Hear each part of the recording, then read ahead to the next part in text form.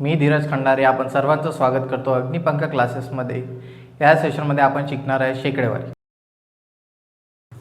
एका व्यक्तीने 30% सफरचंद विकल्यानंतर त्याच्याकडे 560 शिल्लक उरतात, तर सुरुवातीला त्याच्याकडे किती टक्के सफरचंद होते? 30% सफरचंद त्याने विकले, टोटल सफरचंद किती असतील? 100%। 30% विकल्यावर आपल्याजवळ किती उरतील? 70%। तर 70% बरोबर आपल्याला किती दिलेले आहेत? 560। त्यानं आपल्याला विचारला त्याच्याकडे सुरुवातीला किती होते, तर सुरुवातीला त्याच्याकडे किती असतील? 100%। 7 8 56 म्हणजे 80 ने मल्टिप्लाय करावं लागेल, म्हणून आपण खाली पण काय करू? 80 ने मल्टिप्लाय, म्हणजे आपलं उत्तर किती येईल? 800। तर सुरुवातीला त्या व्यक्तीकडे किती सफरचंद होते? 800। एका व्यक्तीने 25% सफरचंद विकल्यानंतर त्याच्याकडे 369 सफरचंद शिल्लक उरतात, तर सुरुवातीला त्याच्याकडे किती सफरचंद होते? याआधी आपण डायरेक्ट पर्सेंटेज घेतलं होतं 30%, मग मायनस केलं होतं 100%मधून आणि उत्तर आलं होतं 70% बरोबर, असं केलं होतं। आता आपण फ्रॅक्शन यूज करू। आता आपल्याकडे दिलं आहे 25%। 25%चं फ्रॅक्शन काय येते? 1/4। लास्ट व्हिडिओमध्ये कमेंट बॉक्समध्ये पिन केलेला आहे पर्सेंटेजचा चार्ट फ्रॅक्शनचा, तुम्ही तिथून तो डाउनलोड करू शकता। 1/4 तो म्हणता 25% विकल्या गेले, म्हणजे 4 पैकी किती विकल्या गेले? 1, तर बाकी किती उरणार? 3। 3 बरोबर आपल्याला दिलेला आहे 369। त्यांनी आपल्याला विचारलं की सुरुवातीला त्याच्याकडे किती होते? सुरुवातीला त्याच्याकडे किती होते? 4। तर 4 बरोबर किती? बघा, इथून इथपर्यंत जायसाठी 3 1 3, 3 2 6, 3 3 9, तर आपल्याला इथं पण कितीने मल्टिप्लाय करावं लागेल? 123। 100 त्रिक 300 आणि 23 चौक 92, म्हणजे आपलं उत्तर किती येईल? 492। तर आता सुरुवातीला त्याच्याकडे किती होते? 492 सफरचंद।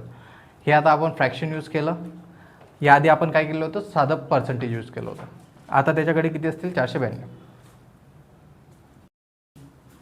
बोर्डवर आपण एक क्वेश्चन दिला आहे, हा तुमच्यासाठी होमवर्कसाठी आहे। हा याच टाईपमधला क्वेश्चन आहे, तुम्ही हा क्वेश्चन फ्रॅक्शन यूज करून सॉल्व करा। 15 लिटर द्रावणात 20% अल्कोहोल व उर्वरित पाणी आहे। जर द्रावणात 3 लिटर पाणी टाकले तर नवीन द्रावणात अल्कोहोलचे प्रमाण काढा। 15 लिटर द्रावण आहे, यातलं 20% अल्कोहोल आहे। 20% म्हणजे किती फ्रॅक्शन? 1/5। 5 1 5, 5 3 15, 3 1 3, म्हणजे 3 लिटर जे आहे ते काय आपलं अल्कोहोल, आणि उर्वरित काय असेल? पाणी। जर 3 लिटर 15 लिटरपैकी अल्कोहोल आहे, तर 12 लिटर काय येईल? आपलं पाणी। तर 12 लिटर काय येईल? आपलं पाणी। हे आपलं अल्कोहोल। द्रावणात 3 लिटर पाणी टाकलं, म्हणजे हे 12 होतं, आणखी किती टाकलं? 3। तर नवीन द्रावणात अल्कोहोलचे प्रमाण किती? 12 आणि 3 15, 15 आणि 3 18, म्हणजे आता आपल्याजवळ किती लिटरचं द्रावण झालं? 18 लिटरचं, आणि आपलं अल्कोहोल किती आहे? 3। 3 1 3, 3 6 18, 1/6 फ्रॅक्शन, म्हणजे आपलं उत्तर किती येईल? 16.67%। तर नवीन द्रावणात अल्कोहोलचे प्रमाण किती आहे? 16.67%। 20 लिटर द्रावणात 20% अल्कोहोल आहे व उर्वरित पाणी आहे। जर द्रावणात 4 लिटर पाणी टाकले तर नवीन द्रावणात अल्कोहोलचे प्रमाण काढा। 20 लिटर आपलं द्रावण आहे, यातला 20% म्हणजेच 1/5 काय? अल्कोहोल आहे। 5 1 5, 5 चौक 20, 4 1 4, म्हणजे 4 लिटर काय आपलं अल्कोहोल आहे। तर बाकी उरलेलं काय असेल? पाणी। 20 पैकी 4 जर अल्कोहोल आहे तर 16 काय असेल? पाणी। तो काय म्हणत आहे? या द्रावणात आपण आणखी 4 लिटर पाणी टाकत आहे, म्हणजे किती होईल? 20 होता, आणखी 4 टाकलं म्हणजे 24। तर हे जे अल्कोहोलचं प्रमाण आहे हे किती टक्के? अल्कोहोलचं प्रमाण किती आपल्याजवळ? 4%। 4 भागीला 24, म्हणजे आपलं उत्तर किती येईल? 4 1 4, 4 6 24, 1/6 हे फ्रॅक्शन येईल, आणि या फ्रॅक्शनचं पर्सेंटेजमध्ये जर आपण कन्वर्ट केलं तर आपलं उत्तर किती येईल? 16.67%। म्हणजे आपलं जे नवीन द्रावण आलं 4 लिटर पाणी टाकल्यानंतर, त्याच्यात अल्कोहोलचं प्रमाण किती येईल? 16.67%।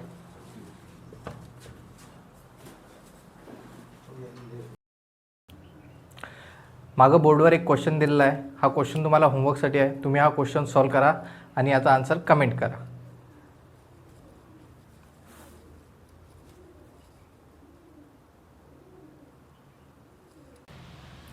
साखरेचा भाव 30 रुपये पर के जीवरून 35 रुपये पर के जी झाले तर साखरेचा खर्च तेवढाच राहण्यासाठी किती टक्के साखर कमी घ्यावी लागेल? 30 वरून किती होत आहे? 35. याआधी आपण शिकलो price is inversely proportional to consumption.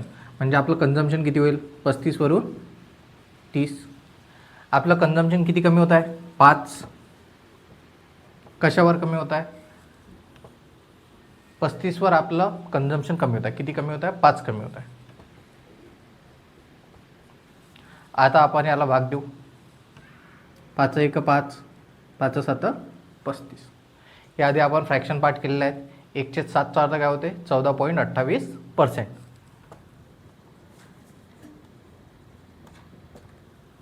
म्हणजेच आपला खर्च तेवढाच राहण्यासाठी आपल्याला साखर किती करावी लागेल?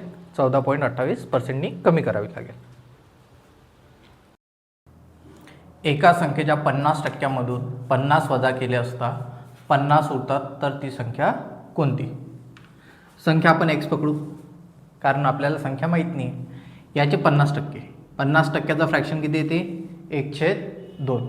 जर तुमचे फ्रॅक्शन जर पार्ट झाले नसतील किंवा जर तुमच्यावर फ्रॅक्शन नसतील तर याआधी जो आपण व्हिडिओ केला पर्सेंटेजचा त्याच्या कमेंट बॉक्समध्ये कमेंट केलेली आहे पिन, त्या कमेंटवरून तुम्ही ते डाउनलोड करू शकता.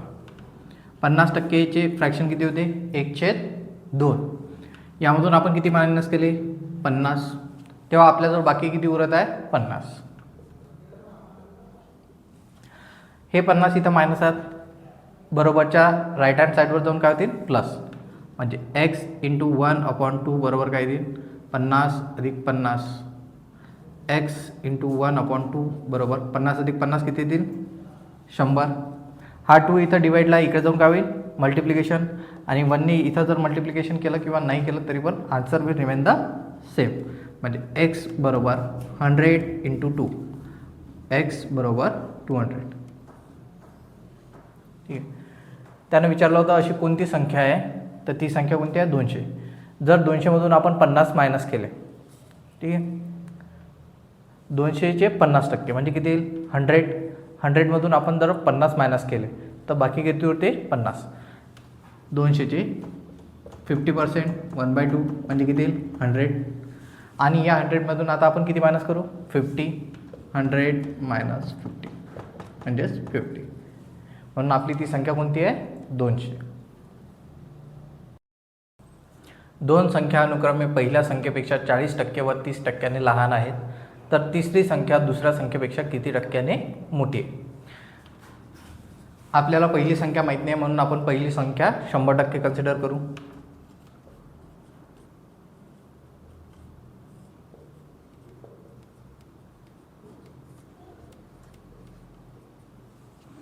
आता तो म्हणत आहे जे दुसरी संख्या आहे ती पहिल्या संख्येपेक्षा 40%ने कमी आहे. म्हणजे याच्यातून आपल्याला 40% कमी करावे लागतील. म्हणजे आपली दुसरी संख्या किती आहे? 60. दुसरी संख्या. जे तिसरी संख्या आहे ती काय? पहिल्या संख्येपेक्षा 30ने कमी आहे. म्हणजे याच्यापेक्षा कितीने कमी आहे? 30. तर तिसरी संख्या आपली किती येईल? 60%. तिसरी संख्या किती आली आपली? 70%. तो आता विचारत आहे दुसऱ्या संख्येपेक्षा किती टक्क्याने मोठी आहे तिसरी संख्या? 10ने मोठी आहे. फरक कितीचा आहे? 10. म्हणजे 10ने मोठी आहे. कोणापेक्षा? दुसऱ्या संख्येपेक्षा. दुसरी संख्या किती आहे? 60. तर किती पर्सेंटनी जास्त येईल? 1/6. या फ्रॅक्शनचा अर्थ काय होतो? 16.67%. तर तिसरी संख्या ही दुसऱ्या संख्येपेक्षा किती टक्क्याने मोठी आहे? 16.67%नी मोठी आहे. मतदानामध्ये 2 उमेदवारांच्या लढतीत ज्या उमेदवाराला 30% मते मिळाली तो उमेदवार 8,448 मतांनी हरला, तर एकूण किती मतदान केले? पहिला उमेदवार, दुसरा उमेदवार. पहिल्या उमेदवाराला 30% मते मिळाली तर दुसऱ्या उमेदवाराला किती मिळतील? 70%. दोघांचा फरक किती आहे? 40%चा. म्हणजे हा उमेदवार किती टक्के मतांनी हरला? 40% मतांनी हरला. तर 40% मतं कितीच्या बरोबर आहेत? 8,448. तर 100% बरोबर आपलं किती? बघा, 4 दुनी 8. याला आपण डिवाईड करत आहे 14 फक्त.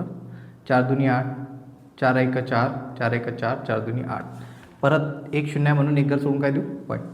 म्हणजे 1% बरोबर किती एवढं आपलं किती आहे 100%. इथं आपण 100 मल्टिप्लाय केलं फक्त. हे काय होईल या शून्यानं हा पॉईंट चालला जाईल आणि या 10शी एक शून्य.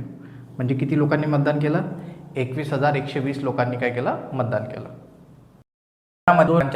ज्या उमेदवाराला 40% मते मिळाली तो उमेदवार 4,000 मतांनी हरला. तर एकूण किती लोकांनी मतदान केले बघा. 2 मतदार आलात, 2 व्यक्ती उभे होते पहिला आणि दुसरा. याला किती मते भेटली 40%. तर दुसऱ्याला किती भेटणार 60. म्हणजे किती टक्के मतांनी हा हरला 20%. 20% बरोबर आपल्याला दिलेलं किती आहे 4,000. आपल्याला विचारलं आहे तर एकूण किती लोकांनी मतदान केले. जर 20% बरोबर 4,000 आहे तर एकूण किती लोक मतदान करतील 100%. बेदुनी 4 तर 100 गुणेला 2 म्हणजे किती 20,000. तर एकूण किती लोकांनी मतदान केले 20,000 लोकांनी मतदान केले.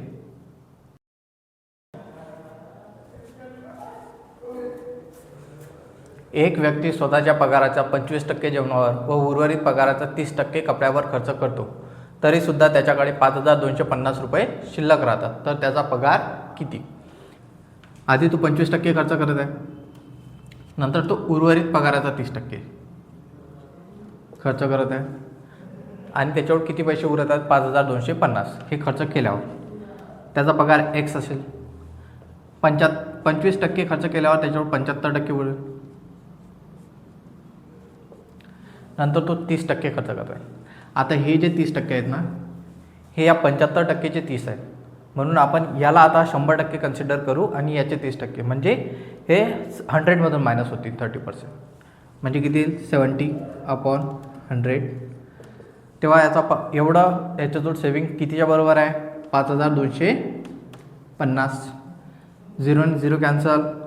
25 3 75, 25 4 100.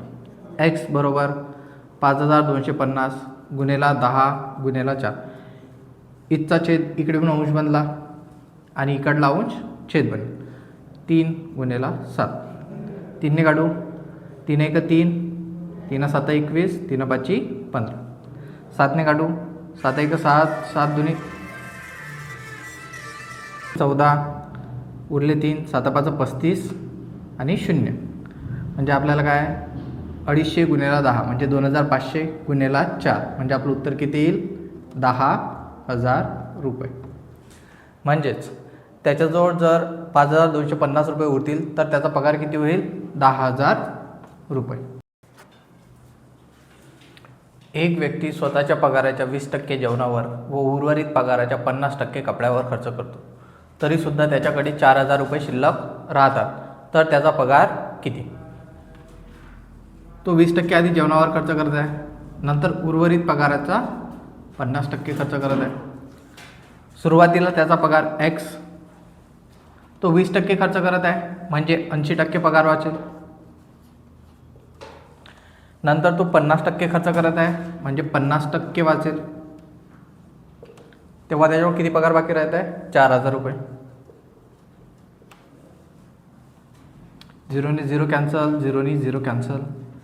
एक्स बरोबर इकडला जो छेद आहे इकडे जाऊन अंश बनेल, इकडला अंश इकडे जाऊन छेद बनेल. 4,000 गुणेला 10 गुणेला 10 भागीला 8 गुणेला 5.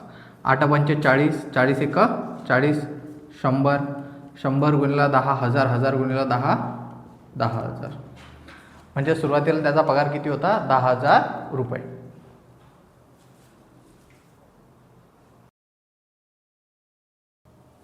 एक व्यक्ती स्वतःच्या पगाराच्या 20% जेवणावर, 5% कपड्यावर, 25% मनोरंजनावर खर्च करतो तरीसुद्धा त्याच्याकडे 4,000 रुपये शिल्लक राहतात. तर त्याचा पगार किती. आधी तो 20% जेवणावर, 5% कपड्यावर आणि 25% मनोरंजनावर. 20% जेवणावर करत आहे, 5% कपड्यावर करत आहे, 25% मनोरंजनावर करत आहे. म्हणजे टोटलमध्ये तो किती खर्च करत आहे 20 अधिक 5 अधिक 25. 20 आणि 5 25, 25 आणि 5 50% खर्च करत आहे. त्याचा पेमेंट किती असते 100%. जर 50% तो खर्च करत आहे त्याच्यावर बाकी किती उरणार 50% आपल्याला दिलेला आहे. त्याच्यावर बाकी पगार किती उरत आहे 4000. म्हणजे 50% बरोबर किती आहे 4000. तर त्याने किती त्याचा पगार किती, तर त्याचा पगार किती आहे 100%. 5 48 म्हणजे इथं पण आपल्याला किती मल्टिप्लाय करावं लागेल 8. तर आपलं उत्तर किती येणार 8000. तर त्याचा पगार किती आहे 8000 रुपये. आज आपण शिकलो शेकडेवारी. पुढचा टॉपिक कोणता शिकायचा तुम्ही सजेस्ट करा. ज्या कमेंटवर सगळ्यात जास्त लाईक्स असतील आपण तो टॉपिक शिकू. See you in next video. Please do like, share and subscribe.